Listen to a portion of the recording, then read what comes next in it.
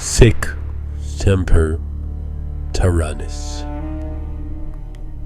3 words in Latin that changed history. In April 1865, the United States launched the largest manhunt it had ever attempted.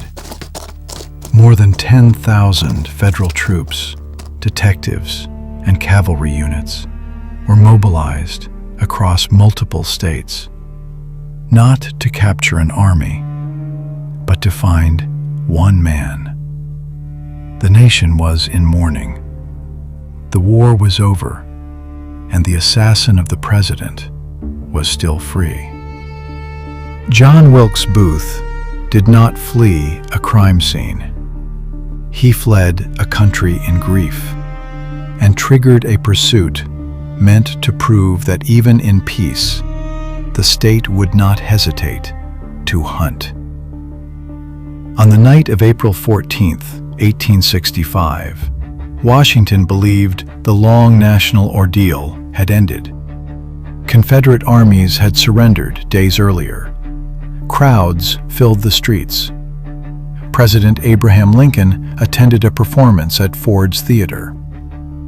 At approximately 10:15 p.m., Booth entered the presidential box and fired a single shot into the back of Lincoln's head.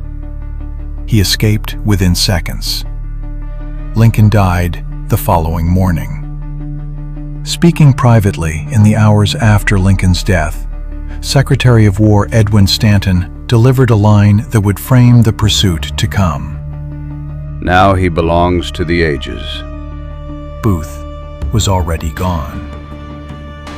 Booth was not an obscure figure.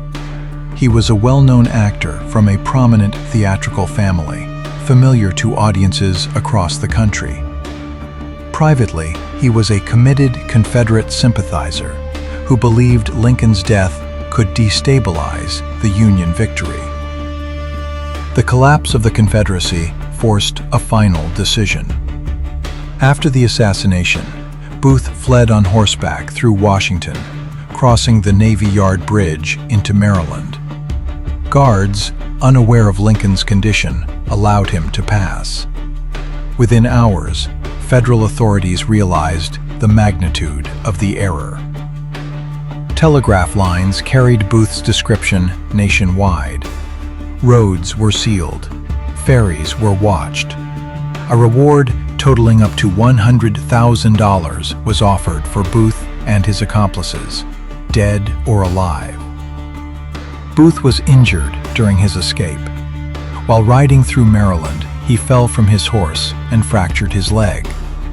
He sought medical aid from Dr. Samuel Mudd, who set the bone and provided shelter. Mudd later claimed he did not know Booth was responsible for the assassination. The government rejected this claim. For nearly a week, Booth moved through southern Maryland, relying on Confederate sympathizers, false leads, and isolation. He hid in pine thickets. He crossed swamps by night. Union cavalry narrowed the search radius. At the same time, federal authorities expanded the investigation beyond Booth himself. 8 suspected conspirators were arrested, including Mary Surratt. The government no longer treated the assassination as an isolated act. It was framed as a coordinated conspiracy.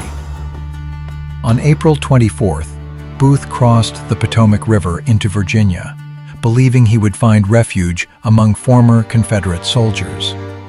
Instead, he entered territory saturated with Union patrols. In the early hours of April 26th, federal cavalry surrounded a tobacco barn on the Garrett family farm near Port Royal, Virginia. David Harold surrendered. Booth refused. The barn was set on fire. As flames rose, Sergeant Boston Corbett fired a single shot through the slats. The bullet struck Booth in the back of the neck, paralyzing him instantly. He was dragged from the burning structure and laid on the ground. Witnesses recalled Booth attempting to frame his death as sacrifice. He whispered, "Tell Mother, I die for my country." Moments later, looking down at his paralyzed hands, his tone changed. Useless. Useless. John Wilkes Booth died several hours later. Reflecting years afterward, Booth's sister, Asia Booth Clark, attempted to give meaning to his actions. But granting that he died in vain, yet he gave his all for his cause. The manhunt was over. The reckoning was not. 8 conspirators were tried before a military tribunal rather than civilian courts. 4 were executed, including Mary Surratt, the first woman executed by the federal government. Others received long prison sentences. Dr. Samuel Mudd was sentenced to life imprisonment and later pardoned. The trials were controversial. Civil courts were bypassed. Standards of evidence were debated. Fear of renewed rebellion shaped both the pursuit and the punishment. After the killing, Sergeant Corbett justified his action in religious terms. "What a God we have. God avenged Abraham Lincoln." The assassination hardened federal authority, strengthened Reconstruction, and permanently transformed the presidency into a guarded institution. The hunt for John Wilkes Booth was not simply about capture. It was a demonstration that even after war, even in grief, the state would move without hesitation until order was restored.